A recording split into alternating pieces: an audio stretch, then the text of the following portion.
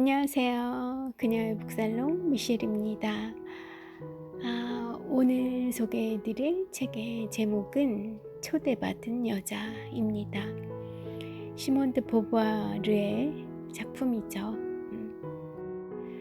프랑스의 소설가이자 철학자인 시몬 드 보부아르는 1908년 파리에서 태어났고요. 소르본 대학교에서 철학을 전공한 뒤 교단에 섰고, 그 사이에 사르트르와 알게 되어 이후 변치 않는 일심동체의 생활을 시작했다. 1943년에 처녀작인 초대받은 여자로 작가 생활을 시작했고, 대작인 제2의 성으로 여성해방운동의 기수가 되었다. 타인의 피, 레망다랭 등의 소설과 철학 에세이, 희곡 등 많은 영역에 걸친 문필 활동을 했으나 그녀의 저작으로 가장 가치가 높은 것은 얌전한 처녀의 회상, 나이의 힘, 어떤 전후, 전쟁 후로 이어지는 일련의 회상록이라 할 수 있다. 네, 우리에게 사르트르와의 그 평생에 지속된 그 관계로 계약 결혼인가요? 아무튼 그런 관계로 더 많이 알려져 있는 것 같은 그런 프랑스 여류 작가의 소설입니다. 극적인 상황을 설정해서 실존주의가 제기하는 문제들을 드러내는 그런 작품이죠. 타인 속에서 생의 보람을 발견하려는 여자의 마음과, 그리고 자기 존재를 위협하는 어떤 타인의 존재를 부정하려는 의지로 고뇌하는 인간을, 한 여성을 그리고 있습니다. 그 한 성실한 여성이 실존적 자유에 눈뜨게 되는 과정이 그려져 있는데요. 스토리 좀 보실게요. 프랑스와 신진 스타로 주목받는 영국 배우 피에르 사이는 일반적으로 말하는 연인 관계도 아니고, 그렇다고 내연의 관계도 아니다. 프랑스와가 여자 주인공이에요. 그리고 그녀의 연인 피에르가 있습니다. 둘은 서로 깊은 신뢰와 존경으로 굳게 맺어져 있는 좋은 협력자인데, 상대방의 자유를 구속하지 않는 것을 원칙으로 하고 있죠. 어쩌면 사르트르와 그리고 보부아르의 사이 같네요. 그런 것 같습니다. 그런 그들 앞에 한 여인이 나타납니다. 자신의 감수성을 있는 그대로 드러내놓고 사는 그런 여인이죠. 모든 노력이나 약속을 무시하는 그런 습성도 가지고 있는, 어떻게 보면 좀 야생적인 매력을 가지고 있는 그런 크사비에르라는 여인이 등장해요. 그녀와 알게 되자 두 사람, 그러니까 프랑스아와 피에르 사이에 미묘한 갈등이 생기기 시작합니다. 얼마 뒤에는 피에르가 제안을 해요. 세 사람이 함께 아무도 희생되지 않고 조화롭게 살아가는 삼위일체를 만들 것을, 그런 관계를 제안하죠. 그러니까 여자가 2명이고 남자가 1명이에요. 여자 둘은 남자 1명, 같은 1명을 좋아해요. 삼각관계인가요? 그런 관계를 평화롭게 유지해 가자고 이 남성분이 제안을 한 겁니다. 그런데 어떻게 됐을까요? 프랑스와는 그렇게라도 피에르와의 관계를 유지하고 싶었어요. 자유를 구속하지 않는 관계였고 너무나 신뢰하는 사이였기 때문에 그가 제안하는 그런 관계를 받아들였다고 할까요? 그런데 그들 사이에 끼어들었던 그 야생적인 매력을 지닌 크사비에르라는 그 여인은 독점욕에 사로잡혀서 온갖 방법을 다 동원하여 피에르가 프랑스와를 버리고 자기 혼자만을 선택하게 만들려고 애를 씁니다. 갖은 애를 쓰죠. 그러나 피에르가 프랑스와를 버릴 의지를 갖지 않자 결국 세 사람은 갈라서게 돼요. 그 깊은 신뢰로 맺어져 있던 프랑스와와 피에르 사이에도 금이 간 겁니다. 그렇게 되자 크사비에르는 순순히 물러나지를 않아요. 피에르에게 복수를 하기 위해서 한 청년, 제르베르라는 한 청년과 충동적으로 육체 관계를 맺죠. 그런데 이 청년 제르베르는 사실 크사비에르를 좋아했던 것이, 연모했던 것이 아니라 이전부터, 오래전부터 프랑스와를 사모하고 있었던 거예요. 그래서 결국엔 피에르와 갈라섰던 그 프랑스와와 청년 제르베르가 맺어지게 됩니다. 그러니까 정리를 해보자면, 이들 넷의 관계를 정리해보자면, 피에르는 프랑스와를 버리고 싶어 하지 않았어요. 끝까지 사실 마음으로 버리지 않았죠. 크사비에르 때문에 관계가 깨지긴 했지만 본인이 결코 원했던 것이 아니었던 겁니다. 그리고 이 청년 제르베르도 마음속에 둔 사람은 프랑스어였던 거예요. 육체 관계를 맺었던 크사비에르와는 충동적인 그런 유혹에 넘어간 그런 관계였다고 한다면, 실은 프랑스와를 사모했었고 결국 맺어지게 됐던 거죠. 그러니까 두 남자가 프랑스와를 좋아했던 거예요. 모두 이 크사비에르에게 유혹당했고 그 유혹에 넘어가긴 했지만 이 두 남자가 좋아한 것은 프랑스와였다는 거죠. 참 크사비에르 슬펐겠네요. 아니, 그 스타일대로라면 슬펐기보다는 화가 났겠네요. 그러고 있는 와중에 전쟁으로 총동원령이 내려집니다. 그래서 두 남자는 전쟁터로 징집이 돼서 떠나가요. 피에르와 제르베르가 모두 전쟁터로 떠난 뒤 파리에 남은 두 여인들에게는 그저 암담한 나날이 흐릅니다. 그러던 어느 날 두 남자가 프랑스와에게 보낸 편지를 읽게 돼요. 아마도 전쟁터에서 보냈겠죠?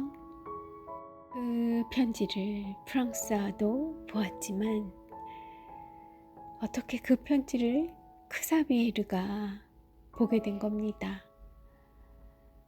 두 사람 모두 자기를 열애하고 있다고 믿었던 그 야생의 매력녀 크사비에르는 본인이 믿었던 만큼 그만큼 격분하고요. 절망감에 휩싸이게 되어 그런 나머지 프랑스와를 맹비난합니다. 당신이 나를 질투해서 두 남자를 빼앗은 거라고. 그 두 남자는 나를 좋아했다고, 나를 사랑하는 두 남자였는데 당신이 나를 시기 질투해서 그들을 나로부터 빼앗아 갔다라고 프랑스와를 맹비난합니다. 자, 이제 프랑스와는 어떻게 하게 될까요? 여기서 이제 얘기가 극적으로 흘러가요. 프랑스와 그녀는 자기를 죄인이라고 몰아세우는 이 막무가내 여자의 의식이 자기라는 그 프랑스와라는 자기 존재와 도저히 양립할 수 없다고 생각해요. 그리고 위험한 결정을 내립니다. 자기와 그녀의 생각이 양립할 수 없으니 그녀의 생각을, 그러니까 그녀를 없애기로 마음을 먹어요. 그래서 택한 방법이 가스밸브를 열어서 그녀를 살해하는 겁니다. 으아, 아무리 소설이래지만 말입니다. 그런데 또 이게 또 꼭 소설이라서 그런 것만은 아니에요. 버지니아 울프의 자살, 또 그녀의 작품에서도 이런 류의 죽음의 방식이 나오죠. 그리고 프랑스와즈 사강의 작품에서도 이런 방식, 유사한 방식, 독가스 뭐 이런 거를 이용한 그런 자살과 살해의 방법들이 나옵니다. 소설 속에서도 나오고 실제로도 존재했어요. 그랬던 시대가 있었던 것 같아요. 분명히 이렇게 격정에 시달리는 그런 스타일로 그런 면모를 마음껏 드러냈던 주인공은 크사비에르였는데 말이죠. 야생녀 크사비에르. 그런데 정말 이런 경노에 휩싸여서 극단적인 살인을 택하게 되는 사람은 웬걸요 프랑스와였던 겁니다. 으아, 이것도 반전이에요. 그죠? 형식상으로는 마지막에 살인이라는 극단적인 방법까지 쓰면서 굳이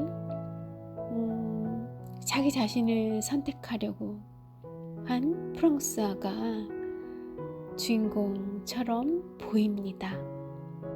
그러니까 제목에 초대받은 여자가 프랑스와인 것 같아요. 같아 보이기도 해요. 일견. 그런데 실은 이 작품이 가진 매력의 원천, 주인공 초대받은 여인은 바로 크사비에르입니다.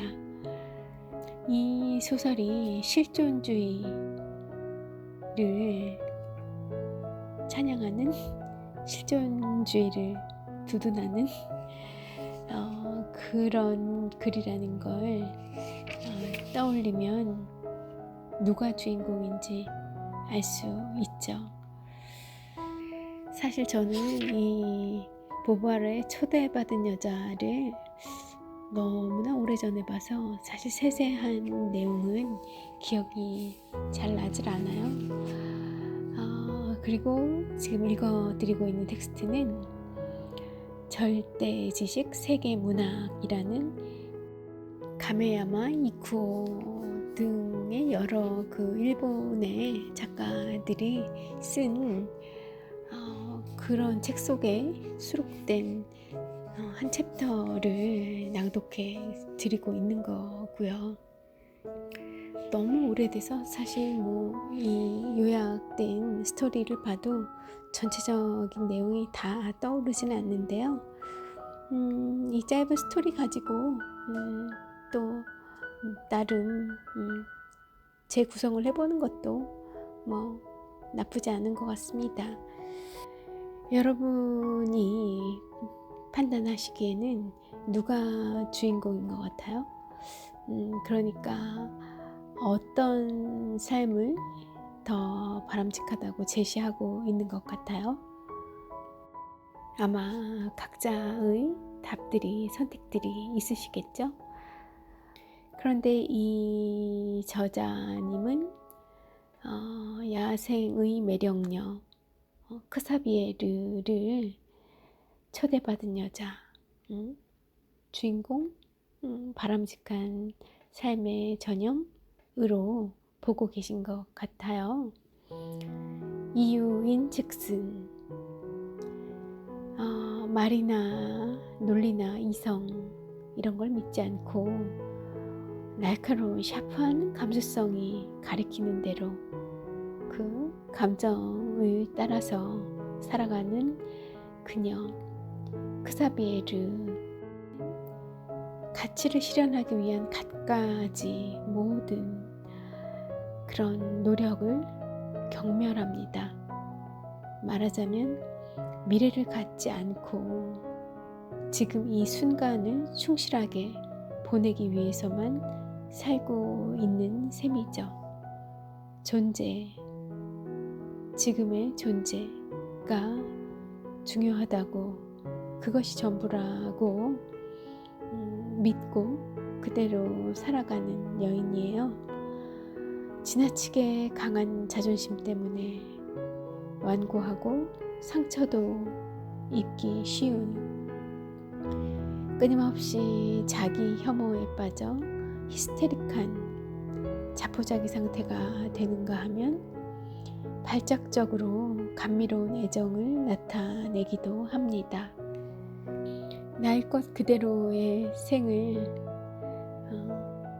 온전하게 살아버리는 그런 꿈의 여인이에요.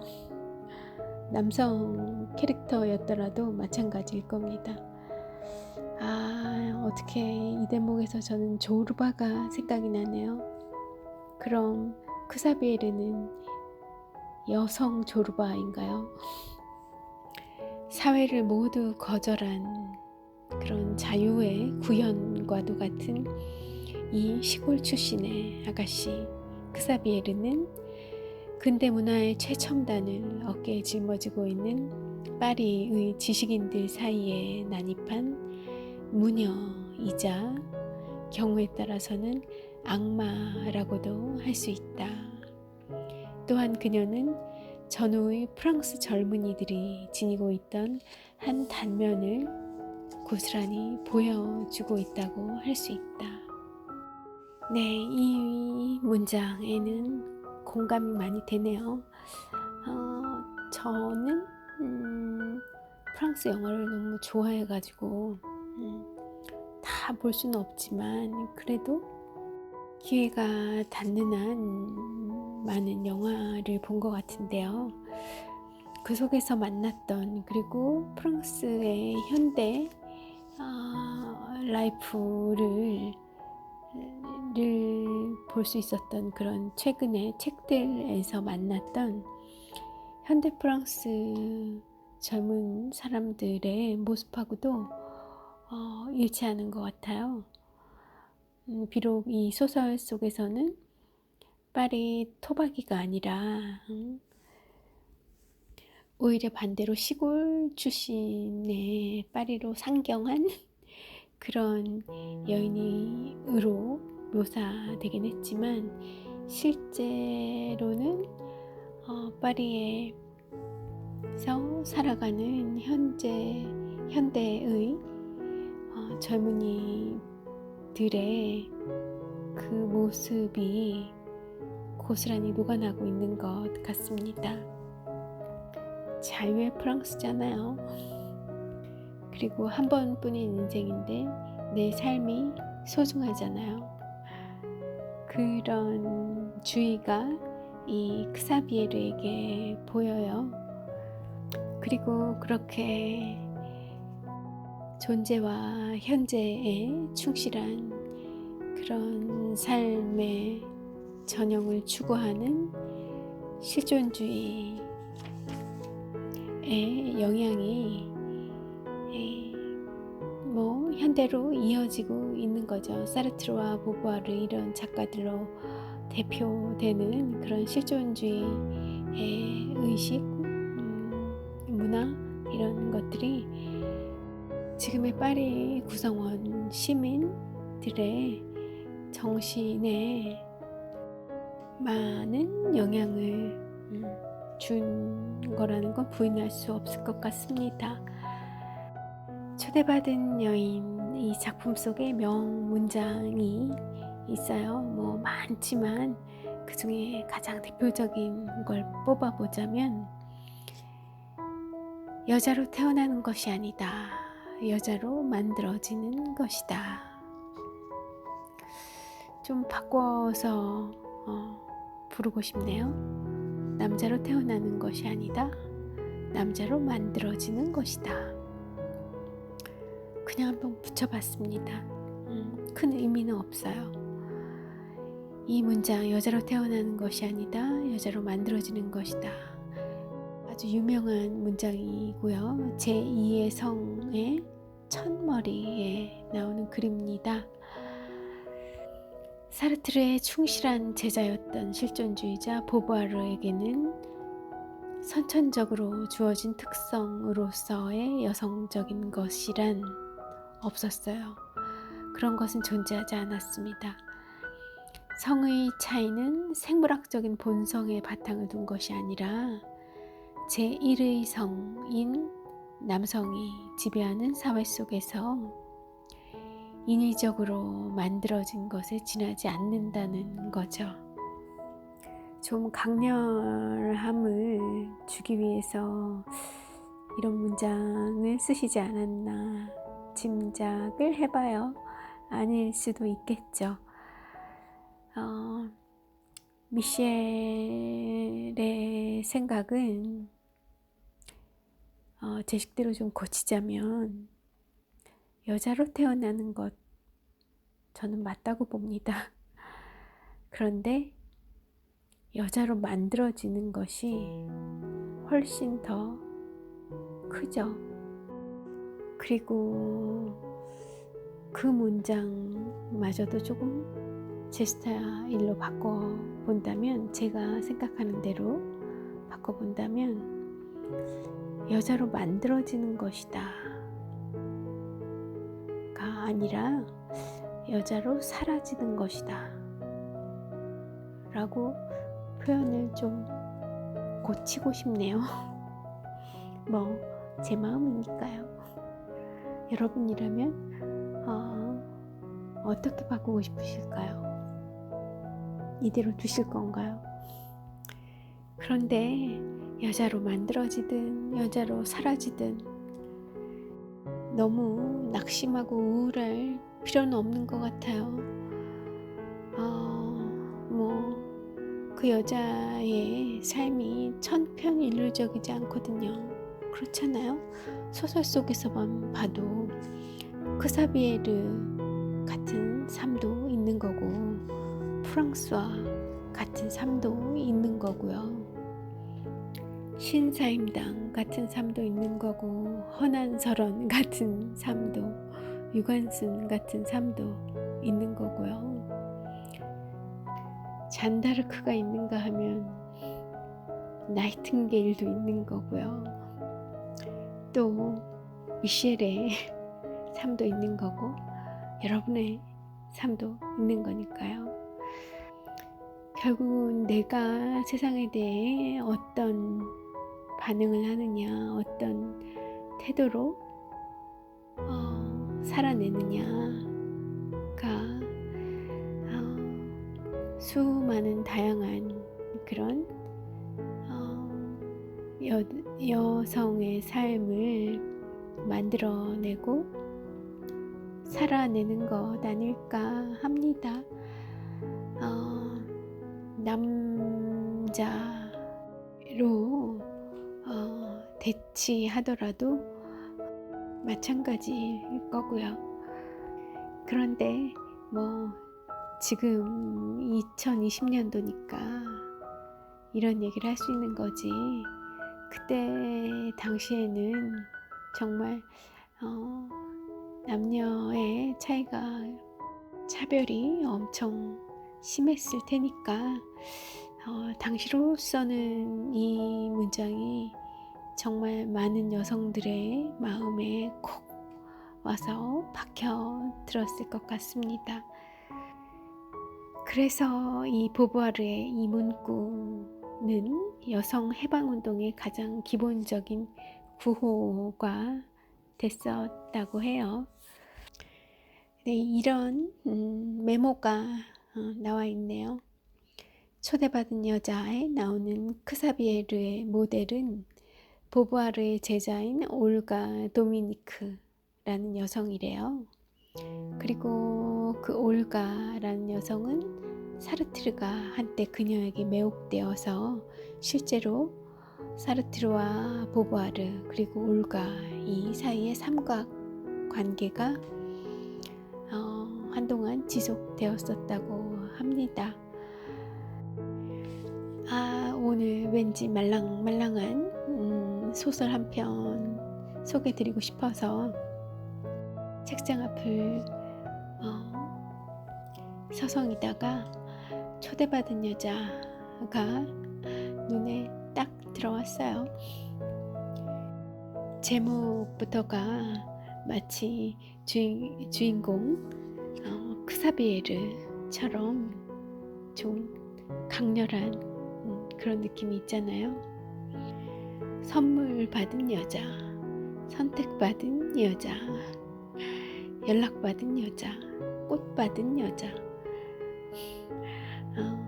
그런 단어, 그런 제목이었을 때보다 이 초대받은 여자, 이 초대라는 이 단어가 그 단어만이 주는 그런 어감이 있는 것 같습니다. 네, 그래서 오랜만에 저도 이 보부아르의 초대받은 여자 스토리 다시 생각해보는 재미난 시간이었는데 여러분 어떻게 들으실지 모르겠어요. 일상에서 보면, 우리 주변에서 보면 초대받은 여자 혹은 초대받은 남자가 매력적으로 느껴지긴 하지만 실제로는 초대받은 여자, 남자보다는 호스트하는 그런 초대하는 주인의 입장에 서길 많은 사람들이 선호하는 게 아닌가, 그런 생각이 좀 들어요. 네, 오늘은 여기까지 하겠습니다. 함께 해주셔서 감사하고요. 편안한 밤 되세요. 저는 또 재밌는 책 찾아서 오겠습니다. 미셸이었습니다.